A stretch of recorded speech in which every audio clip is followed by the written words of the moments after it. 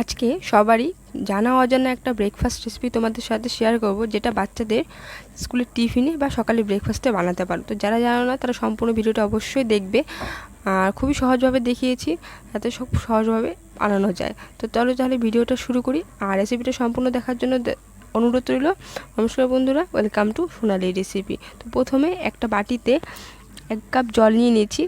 1 cup বলতে 1 বাটি জল নিয়ে নিয়েছি এবং 2 চামচ চিনি, স্বাদ মতো নুন ভালো করে প্রথমে জলের সাথে গুলিয়ে নেব। তো আমি এখানে বাটি নিয়েছি, যেহেতু বাড়িতে সবার বাড়িতে থাকে সেই মেজারমেন্টে করতে সুবিধা হবে। আর এখানে আমি আটা চালনি নিয়েছি, যাতে সেটাতে বেসনগুলো আমি চেলে নেব ভালো করে। 2 বাটি বেসন নিয়ে নিয়েছি। তোমাদের কাছে যদি সিলভারের যে চালনিটা হয় সেটা থাকলে সেটা দিয়েও চেলে নিতে পারো। তো এইভাবে করো, তোমাদের কাছে যেরকম সুবিধা হয় সেই বুঝে কিন্তু চেলে নিতে পারো। তো কি সুন্দরভাবে কিন্তু চালা হয়ে যাচ্ছে। আর চালতে চালতে দেখবে যে বেসনের কিছু ছোটো ছোটো দানা দানা হয়ে যাবে, সেগুলো এরকম করে কিন্তু হাতের সাহায্যে কিন্তু মিশিয়ে নিয়ে ভালো করে চেলে নেবে, যাতে কোনো দানা দানা ভাবটা না থাকে, পুরো মিহি ভাবটা থাকে।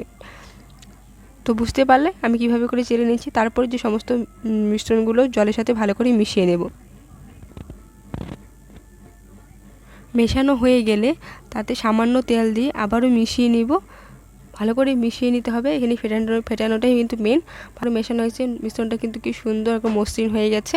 এবার আমি 10 মিনিটের জন্য ঢাকা দিয়ে রেখে দেব।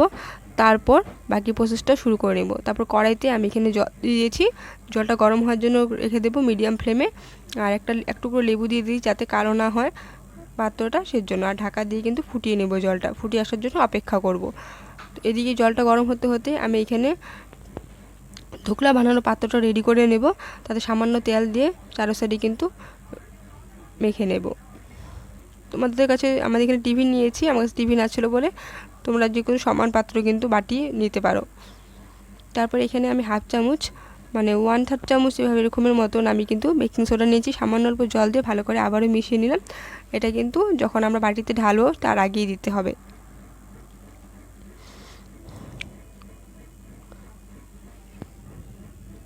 তারপর স্টিমি মোল্ডে আমাদের কিন্তু স্টিম মোল্ডটা একদম রেডি স্টিম করার জন্য।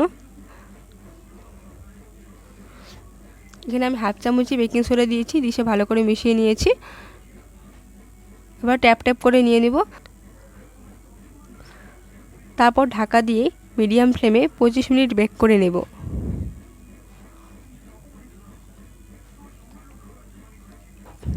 যাতে কোনো রকম স্টিমটা কিন্তু বাইরে বেরিয়ে না আসে। 25 মিনিটের জন্য রেখে দিয়েছিলাম। এর মধ্যে আমি ধোকলার সাথে খাওয়ার জন্য একটা চাটনি রেডি করে নেব। তার জন্য আমি এখানে ধনেপাতা, আদা, কাঁচা লঙ্কা আর এখানে ছোলা বাদাম নিয়ে নিয়েছি, কাঁচা বাদাম আর কি।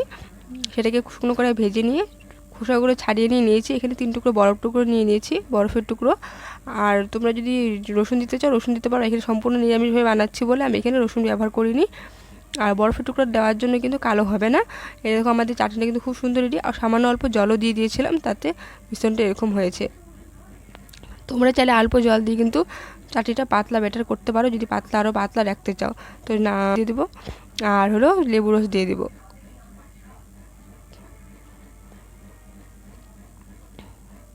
তো ভালো করে মিশিয়ে নিয়ে এখানে আমি ফ্রিজে রেখে দেবো। সার্ভ করার সময় কিন্তু চাটনিটা বার করে নেব। তো আমাদের এখানে চাটনি রেডি হয়ে গেছে। তারপর 25 মিনিট পর আমি এখানে ঢাকনা খুলে দেখে নিচ্ছি।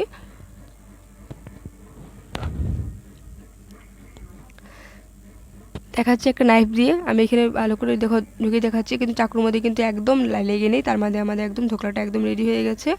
তো নামানোর সময় কিন্তু সাবধানে নামাতে হবে, যাতে হাতে কিন্তু গরমের ছেঁক না লাগে, খুবই গরম থাকে। তো এখন নামিয়ে নিয়েছি ঠান্ডা করে। এবার আমি একটা ফোড়নে কড়াইতে সাদা তেল, 2 চামচ কালো সর্ষে, কাঁচা লঙ্কা, কারি পাতা আর হিং থাকলে তোমরা হিং দিয়ে দিবে। হিংয়ের জন্য গন্ধটা ভালো হয়, সুন্দর গন্ধ বের হয়ে যাবে।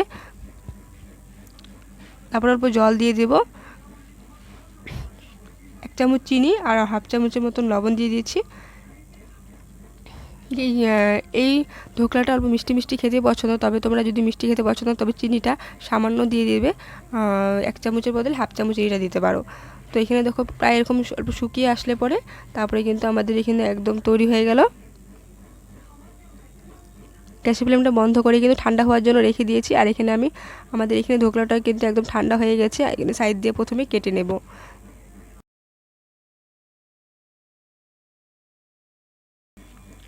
সুন্দরভাবে বের হয়ে গেছে, দেখতেই পারছো। এখানে দেখো আমি খুলে নিলাম, আর একটু কি সুন্দরভাবে বেক হয়েছে, দেখলেই বুঝতে পারবে। দেখো হয়ে গেছে। এবার আমি এটাকে কেটে নেব ছোটো ছোটো টুকরো করে। তোমরা তোমাদের পছন্দ মতন পিস করে কেটে নেবে। ঠান্ডা হয়ে যাওয়ার পরে কিন্তু কেটে নেবে। দেখো কি সুন্দর সফট কিন্তু হয়েছে, আর সুন্দরভাবে কাটা হয়ে যাচ্ছে কিন্তু। তো কেমন লাগলো রেসিপিটা বন্ধু? দেখতেই পারছো কত সহজ বানানো, যে কেউ কিন্তু বানাতে পারবে। রেসিপিটা ভালো লাগলে অবশ্যই লাইক করে দিও বেস্টিকে। লাইক করতে, দেখো লাইক করতে কিন্তু পয়সা লাগে না, তো লাইকটা করে কিন্তু পাশে থাকবে। আর আমার চ্যানেল নতুন হয়ে থাকলে প্লিজ সাবস্ক্রাইব করে দিও। আর কমেন্টে অবশ্যই জানিও কেমন লেগেছে। তোমাদের একটা কমেন্টে আমাকে বহুত প্রেরণা দেয় ভিডিও বানানোর জন্য। তো ভালো লাগলে কি অবশ্যই শেয়ার করে দিও ফ্রেন্ডস ফ্যামিলির সাথে। একদম দেখো কত সুন্দর সফট স্পঞ্জি হয়ে গেছে, ভালো করে দেখিয়ে দিলাম। এবার কাটা হয়ে যাওয়ার পর আমি এখানে যেহেতু ঠান্ডা কড়াইতে রেডি করে রেখেছিলাম আমি সিরাপটা, সেটার মধ্যে লেবু রস দিয়ে দেবো। ঠান্ডা হয়ে যাওয়ার পরে দিবে। অল্প টক টক মিষ্টি মিষ্টি হবে, খেতে কিন্তু খুব ভালো লাগবে। উপর দিয়ে আমি ধোকলার উপরে ছড়িয়ে দেবো। না, পরিবেশন করার আগে এইটা দিয়ে দিবে, দিয়ে একদম খেতে খুব ভালো লাগে, খেতে সকলেরই পছন্দ হবে। তো সম্পূর্ণ ভিডিওটা দেখার জন্য অনেক অনেক ধন্যবাদ। পরিবেশন করো আমার বানানো এই ধনেপাতার চাটনি বা তেঁতুলের চাটনি, যে কোনো চাটনি দিয়ে কিন্তু খুব বেশ ভালো লাগবে। আর বানিয়ে বাড়িতে কেমন লাগলো যদি বানিয়ে থাকো অবশ্যই ফিডব্যাক দিও কমেন্টে। অবশ্যই আমি তোমাদের রেসপন্স দেবো কমেন্টে।